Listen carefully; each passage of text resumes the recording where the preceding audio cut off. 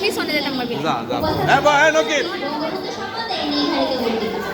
বঙ্গবন্ধু শেখ মুজিবুর রহমান শুধু একটি নাম নয়, একটি সংগ্রামের প্রতীক।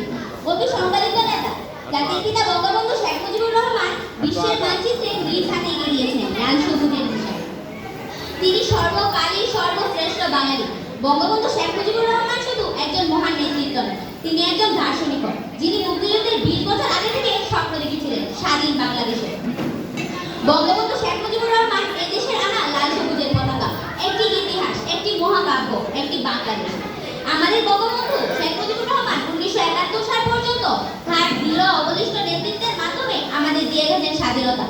যিনি 7ই মার্চের 18 মিনিটের এক ভাষণে এক আঙুল গুছিয়ে সারা বাংলাদেশের 7 কোটি মানুষকে শিখিয়েছেন মুক্তিযুদ্ধ, স্বপ্ন দেখিয়েছিলেন স্বাধীন বাংলাদেশে।